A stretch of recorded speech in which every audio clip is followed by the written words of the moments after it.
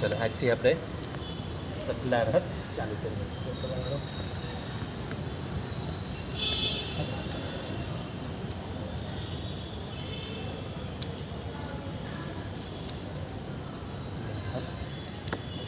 આ સંસ્કૃતમાં છે અને પૂજ્ય કલિકાલ સર્વજ્ઞ પૂજ્ય હેમચંદ્રાચાર્ય અમારા સાહેબે આ સકલા રથ રચેલું. એ તો સ્નાતક સાહેબ પતી ગયું ને. તો સકલા રથ ચાલુ કર્યો આપણે. તો આ કલિકા સર્વજ્ઞ શ્રી રચેલું છે અને આખું સંસ્કૃતમાં બધા ભગવાનની સ્તુતિઓ છે. 24 ભગવાનની સ્તુતિઓ અને આ જો સકલા રથ બી મોઢે આવડી જાય અને એને હજી જો પાકું કરવું એના માટે એક સરસ રસ્તો છે. આપણે રસ્તામાં કોઈ પણ દેરાસર આપણે નમોજી રામ કરીએ અને ખબર હોય કે આ દેરાસર આ ભગવાનનું છે તો જે મૂળનાક ભગવાન હોય એની સ્તુતિ મનમાં બોલવાની, એટલે સકલારથમાંથી જ બોલવાની. એના કરતાં આપણું સકલારથ પાકું થઈ ગયું.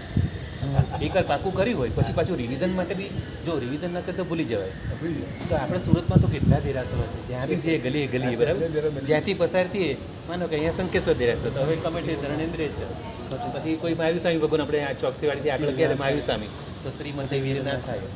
પછી કોઈ ઋષભદેવ ભગવાનનું દેરાસર તો આ દિવમ પૃથ્વી ના થાય. એટલે આની જ બધી સ્તુતિઓ બોલ કરવાની. હા હા એ બી પણ અમુક દેરાસર એવા છે જેમ કે દિવ્ય મુનીશ્વર સ્વામી જે દેરાસર છે પાર્લે પોઈન્ટ એની અંદર એટલી બધી પ્રતિમાઓ છે. પછી ગોપીપુરા જેમ પેલું ધર્મનાથ ભગવાનનું દેરાસર એમાં કેટલી બધી પ્રતિમાઓ છે. એટલે પછી આપણને એ યાદ હોય કે આમાં કેટલી કેટલી પ્રતિમા છે તો જે ભગવાનની હોય એ બધા ભગવાનની સ્તુતિ બોલો એમ કરતાં આપણું સકલારથ પાકું થઈ જાય.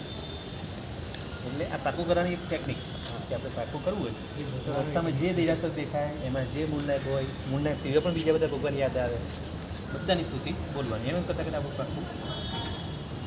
તો આપણે જો સૌથી પહેલી ગાથા લઈએ છીએ સકલારથ પ્રતિષ્ઠાનમ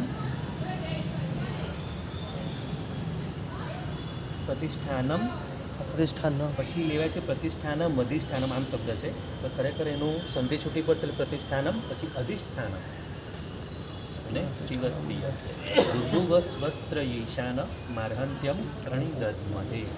હવે આ બધાની જ્યારે સંધિ છૂટી પાડતા જશું ને એટલે શબ્દ જુદા પડશે. સકલારથ એટલે સકલ અર્હત. સકલારથ શબ્દ છે ને એમાં સકલ અને અર્હત એટલે કે બધા જ ભગવાન સકલ